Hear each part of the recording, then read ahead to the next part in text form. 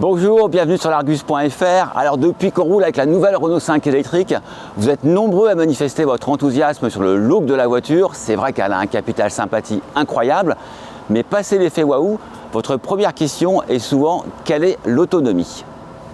Alors on peut apporter une première réponse puisque Renault communique sur une autonomie de 410 km en cycle mixte WLTP, mais à l'Argus, on ne se contente pas de ce chiffre. Nous réalisons nos propres tests pour connaître l'autonomie à la fois sur la route et sur l'autoroute. Aujourd'hui, c'est la R5 qui s'y colle et en plus du test de son autonomie, dans cette vidéo, nous allons faire le test de sa recharge rapide. Nous allons démarrer le test avec ce premier parcours de 141 km sur la route. Il nous permet de connaître la consommation de la Renault 5 et donc son autonomie réelle dans ces conditions.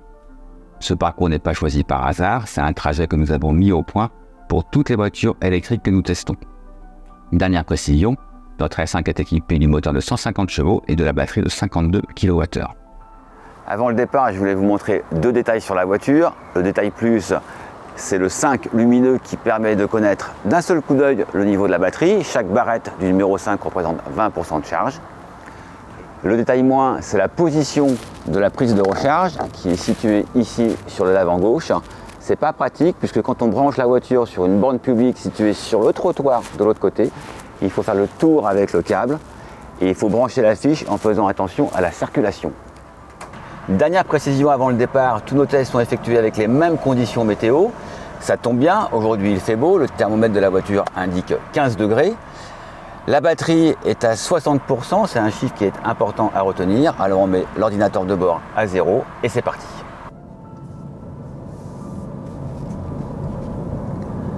Voilà, alors on est sur le parcours routier, on est à peu près à mi-distance de la boucle. On a pour le moment une consommation de 16 kWh au 100 km. C'est un petit peu élevé, mais c'était la partie du parcours la moins favorable. On verra tout à l'heure à l'arrivée ce qu'il en est exactement. Petite précision sur notre manière d'utiliser la voiture. On est sur le mode confort, correct dans le multisense. Il y a trois modes, éco, confort et sport. Le mode confort est le plus utilisé, c'est le plus agréable et c'est celui qui s'enclenche au démarrage de la voiture. Concernant la régénération, on dispose ici au bout du commodo du mode break pour avoir un petit peu plus de frein moteur. J'ai été déçu de ne pas trouver les palettes au volant comme on a dans la Mégane et dans le Scénic E-Tech. Ces palettes, elles permettent de moduler la régénération sur plusieurs niveaux et puis elles sont plus agréables à manipuler.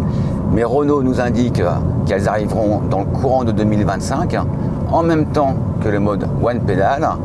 Ce mode One Pedal permet de ne pas toucher au frein jusqu'à l'arrêt du véhicule et c'est une fonction qui est en général très appréciée en ville.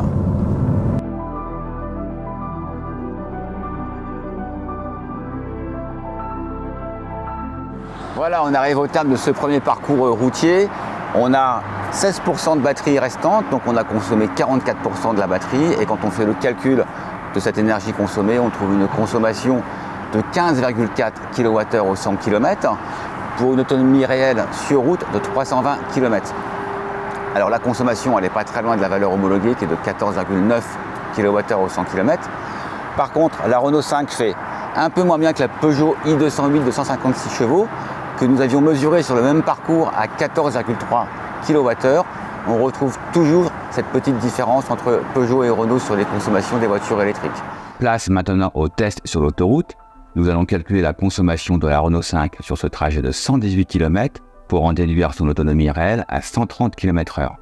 Vous remarquerez que nous faisons un aller-retour pour limiter l'influence du vent sur la consommation, car les voitures électriques sont assez sensibles à ce facteur.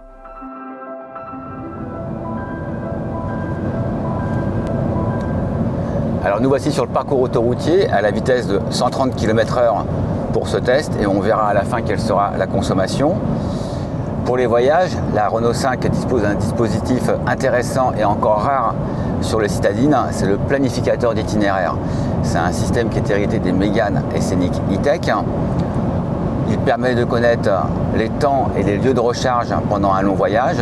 Donc là par exemple j'ai programmé Nantes dans le GPS avec une distance qui va au-delà de la portée de la batterie et il m'indique tous les temps de recharge. Et je peux également, et ça c'est nouveau chez Renault, sélectionner le niveau de charge à l'arrivée. Je vais par exemple dire que 10% à l'arrivée, ça me suffit. Et il recalcule automatiquement le trajet. Voilà, on se retrouve ici avec 3 arrêts. Un premier de 36 minutes, un deuxième de 28 minutes et un troisième de 35 minutes.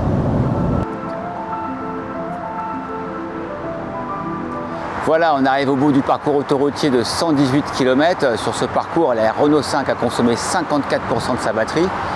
En calculant sa consommation, on arrive au chiffre de 22,3 kWh au 100 km. C'est à nouveau un petit peu plus que sa concurrente, la Peugeot i208, qui sur ce même trajet avait consommé 21,2 kWh au 100 km. En termes d'autonomie sur autoroute, eh bien, on est à 219 km, mais ça c'est en utilisant 100% de la batterie, ce qui est rarement le cas. En général sur l'autoroute, on recharge de 10 à 80%, donc on n'utilise que 70% de la batterie. Et dans ce cas, il faudra faire une recharge tous les 153 km. Dernier test avec la Renault 5, celui de la recharge rapide. La batterie accepte une puissance de charge de 100 kW et selon Renault, il faut 30 minutes pour passer de 15 à 80% de batterie. Nous avons reproduit exactement ce test et nous avons fait mieux avec 28 minutes. A noter que pour optimiser la recharge de la Renault 5, il faut programmer la borne rapide dans le planificateur, ce qui déclenche le préconditionnement de la batterie. Sur notre courbe de charge de 20 à 80% que nous faisons avec toutes les voitures électriques, il faut compter 26 minutes. On constate que la puissance de charge atteint 98 kW, pas loin du pic de 100 kW. Le plus intéressant est la courbe qui ne chute pas brutalement au passage des 50%, comme c'est le cas sur d'autres modèles. Enfin, de 80 à 100%, c'est assez long avec 23 minutes, mais une puissance lente en fin de charge est de l'eau de toutes les voitures électriques. Alors qu'est-ce qu'on peut dire au terme de ce test? On va commencer par la chose qui fâche, c'est l'autonomie sur l'autoroute, elle est vraiment trop juste. Alors certes, la Renault 5 est une citadine, mais quand on investit près de 30 000 € dans une voiture, on réclame un minimum de polyvalence, et là, ce n'est pas le cas. Mais la R5 ne fait pas moins bien que ses concurrentes sur ce point. Elle se montre certes un peu moins efficiente qu'une Peugeot i208, mais c'est sans réelle incidence sur son autonomie en usage mixte qui permettra souvent de faire la semaine sans recharger. Nous avions été conquis par la R5 dès notre premier essai que je vous invite à consulter dans le lien qui s'affiche en haut de l'écran. Après ce nouveau test, nous confirmons tout le bien que l'on pense de la R5, qui a toutes les cartes en main pour devenir la future star du marché de la voiture électrique. J'espère que cette vidéo vous a plu. N'hésitez pas à vous abonner à notre chaîne YouTube, à nous suivre sur les différents réseaux et à nous retrouver sur le site internet largus.fr.